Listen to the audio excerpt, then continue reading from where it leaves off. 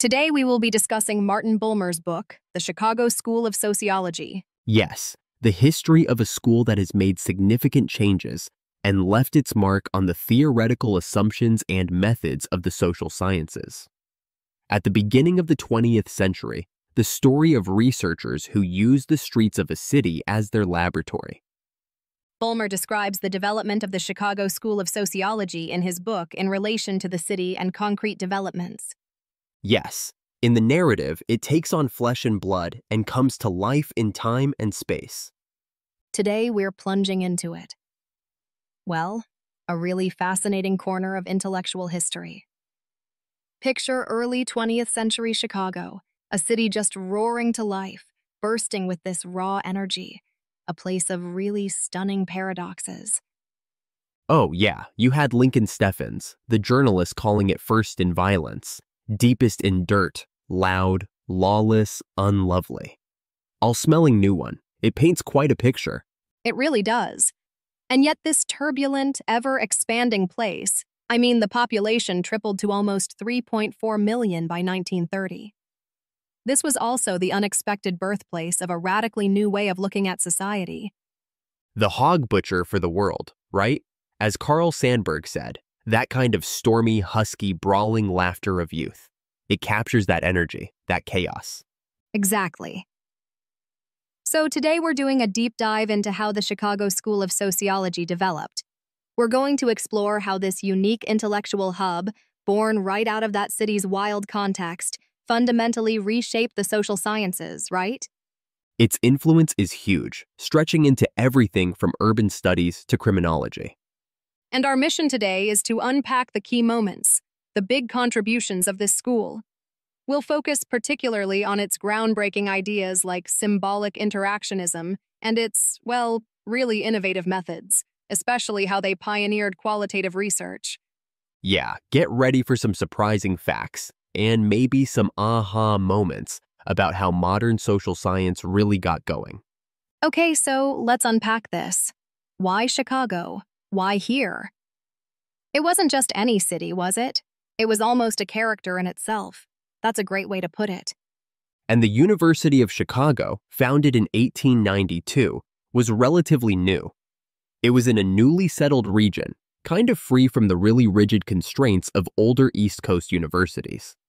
So a bit of a blank slate allowed for more openness. Exactly.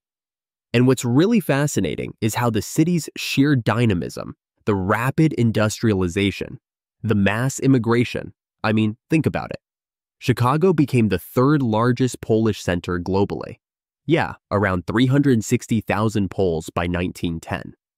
All that growth, though, it fueled huge social problems, poverty, crime, intense racial tensions, like the awful 1919 race riot. So these weren't just like background details for academics. Not at all. They became the urgent living subject matter, the stuff sociologists felt they had to understand. And that urgency connects to the university itself, right?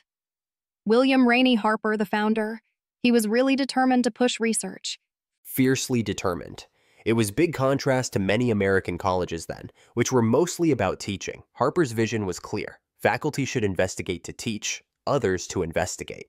He even tied promotions to it. Didn't he said advancement would depend more largely upon the results of their work as investigators? He did. So you have this forward-thinking vision for research combined with a city just teeming with social challenges. How did that really lay the groundwork? It created this unique environment, didn't it? Where academics were basically expected to get their hands dirty, engage directly with the city. Right? They saw it quite literally as a social laboratory, an unparalleled place to test theories, observe human behavior in real time. There was this feeling that science needed to explain the crazy social changes happening all around them. And this living laboratory idea, it really comes alive with the people involved. Let's talk about Albion Small. Okay, yeah, Small founded the world's first dedicated sociology department in 1892, right there at Chicago. That's kind of mind-blowing in itself. And sociology is its own scientific thing, really, born there. And Small hammered home the idea of sociology as a science, moving it away from abstract philosophy toward, actual empirical study. Plus, he started the American Journal of Sociology, a huge deal for getting the field established. Absolutely. So Small built the institutional framework. You could say he laid the tracks. But the real intellectual engine driving down those tracks, that came from people like W.I. Thomas. Yes, the Polish Peasant in Europe and America. That 1918 study with Florian Zdenacki. Landmark stuff. Landmark in every way. It was one of the first big externally funded research projects in sociology. They got a massive $50,000 grant. $50,000 back then. That's enormous. It really was. It showed serious backing for this new empirical approach. But here's where it gets really interesting for how sociology changed The methods. Right. exactly. The Polish Peasant wasn't just about big funding. It revolutionized research methods. They didn't just rely on statistics. They dove deep into personal documents. Thousands of letters from immigrants, life histories. Yeah. And the core idea, the real aha moment here, was understanding society wasn't just about external facts. It was about getting inside people's heads, understanding how they defined their situation. That's objective point of view. Precisely. That focus was a huge theoretical leap. It showed that human action isn't just reacting to stuff. It's shaped by how individuals interpret their world, the meanings they attach to things. Which leads directly to symbolic interactionism. You got it. That perspective, heavily influenced by George Herbert Mead over in the philosophy department, became central. The basic idea is that we create meaning, even our sense of self, through interacting with others, using shared symbols like language. So society is built from the ground up through these interactions and shared meanings. Kind of, yeah. It's about how we constantly read and respond to the world based on those shared understandings. Okay. And then there's Robert Park, the former newspaperman. Right. Park arrives in 1913. He brings that journalist's eye, observant, digging deep. He pushed his students to be super reporters. Go out, observe, deserve, inquire, get direct experience. He talked about needing to discover what goes on behind the faces of men, didn't he? Influenced by William James. Yeah. That idea of getting past the surface and his approach really fueled the development of those qualitative methods Chicago became famous for. Like informal interviewing, participant observation. Exactly. Think of Nels Anderson literally living with homeless men for his study, The Hobo, or Frederick Thrasher spending 7 years immersed in gang life. 7 years.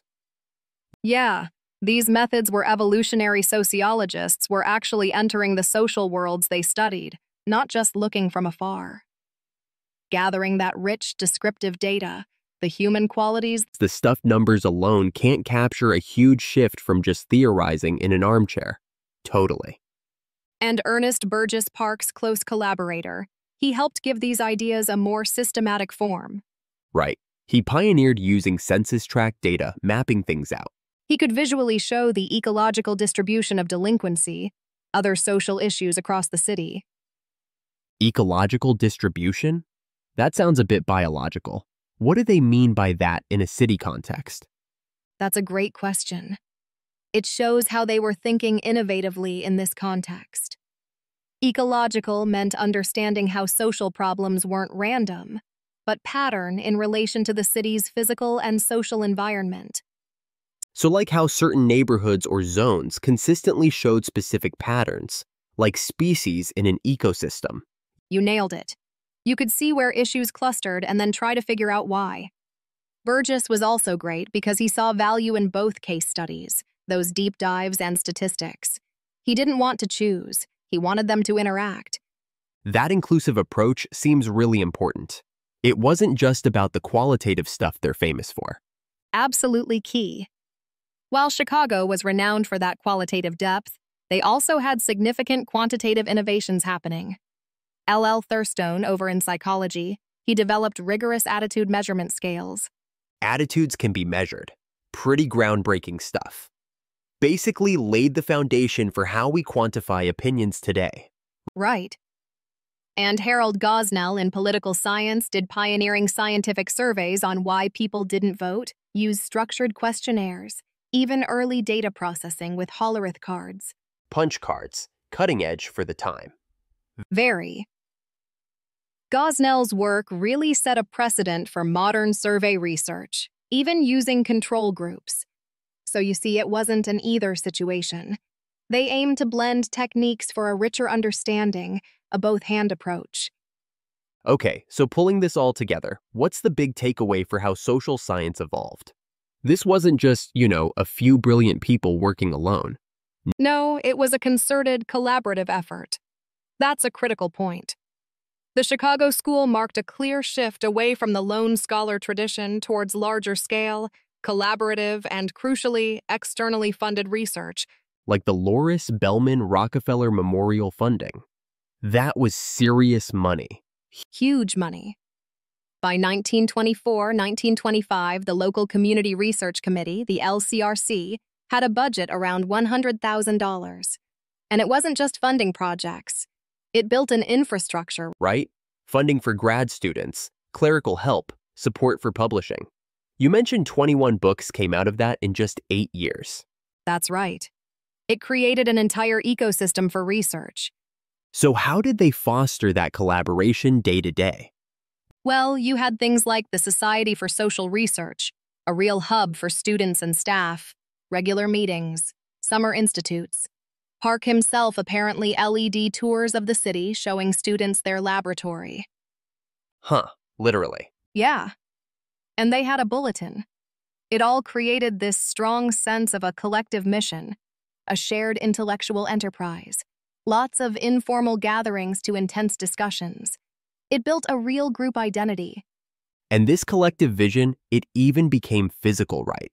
It did, quite literally, with the Social Science Research Building 1126, built in 1929. This building housed different social science departments, sociology, political science, economics, psychology, all together deliberately designed to foster daily contact, interdisciplinary work, revolutionary for its time. The architecture itself pushed collaboration. So maybe the biggest legacy is how they bridge that gap between theory and research, showing the deep empirical work wasn't just fact collecting, but essential for developing theory. I think so. They effectively dissolved that old hierarchy between theorists and empirical researchers. That commitment to excellence, plus this openness to diverse methods and the institutional support, it just utterly transformed sociology. It became the robust research-based discipline we know today. Exactly the methods they pioneered, even if some seem a bit basic now, were incredibly modern then. They were instrumental in establishing sociology as its own rigorous, research-driven field. So there you have it, a whirlwind deep dive into the Chicago School of Sociology. From those chaotic city streets to the university halls, a whole new way of scientifically understanding society was forged. A real story of intellectual breakthroughs, new methods, and building the institutions to support it all still relevant today. It really is. And thinking about their blend of quantitative data and deep qualitative insights, plus using the city itself as their lab, it makes you wonder, doesn't it? How might adopting a similarly integrated, real-world, institutionally supported approach reshape how we tackle today's huge societal challenges? What if we truly embraced our own communities as the ultimate laboratories? An important question. We have summarized the main points of the book, but this work also requires detailed reading. I agree. Ours was a brief review. It is necessary to purchase the book and read it in detail.